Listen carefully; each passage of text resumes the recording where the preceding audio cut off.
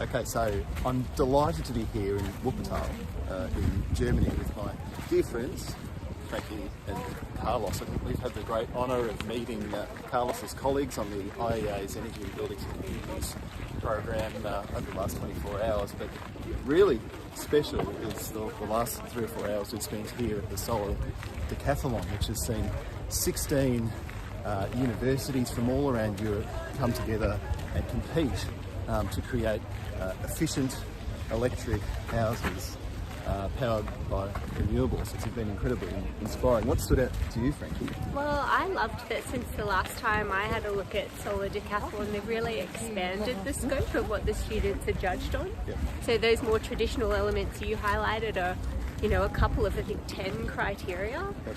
And so we saw a focus on materials and sort of the circular economy integrated. Also a focus on affordability and scalability, so how would this work in the real world if you wanted to scale it up and do it. What else? There were a few other things. Well, those were the ones that jumped up. Carlos, you were really geeking out about some of the technology that we've seen. What stood out for you? It's so cool. I think that use of we see Australia uses a lot of solar energy, so we're really used to that. But it's actually very monochromatic in its use. It's just like solar panels in single use in every building. But here is there's lots and lots of different uses of solar, and kind of combining them, not just for generating power, but also for partial shading in terraces. And so I really, obviously there's a lot of things around technology, but I just really love the amount of creativity at every house.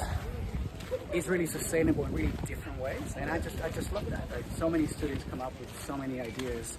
I just love the creativity side of it. Yeah. And you'll be seeing the houses in the background because we're walking past them as we speak to you. So, you know, it's true, they all have their own character. I love there's a lot of use of timber, I think was the other thing that really jumped out to me in terms of the materials perspective. So I think when you start to drive that approach to circular economy, but also embodied emissions, you start seeing a preference for timber coming through really strongly, right? Yeah, well, Frankie's right. We just wanted to give you a little bit of the flavour of what we're seeing here, and this is just the first of a number of videos we're going to be doing over the next week. We've got a whole bunch of colleagues flying in from Australia in the next couple of days, and then we're going to be working through a tour of a whole bunch of energy efficiency technology in buildings when we're in Berlin. So you can expect more of these. We want to make the most of this trip and share the insights that we're generating over the course of the next week. So looking forward to talking to you more as we work through this incredible journey around Germany. That's it. See you soon. Energy efficiency wonks out.